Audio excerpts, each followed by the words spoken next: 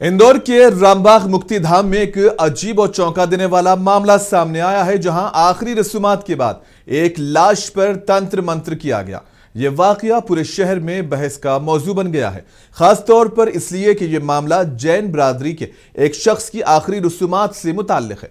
मालूमात के मुताबिक जैन खानदान के एक बुजुर्ग की मौत के बाद उनकी आखिरी रस्मात रामबाग मुक्ति धाम में अदा की गई और अगली सुबह देखा कि चिता पर अंडे, शराब और सिगरेट व सिंदूर रखे हुए थे, जबकि खोपड़ी गायब थी। ये देखकर वो हैरान और खौफजदा हो गए, क्योंकि जैन बिरादरी मुकम्मल तौर पर वेजिटेरियन होती है। सबसे हैरान कुन बात यह थी कि जब अहले खाना ने मुक्ति धाम के सीसीटीवी कैमरों को चेक किया तो पता चला कि वो सब बंद थे।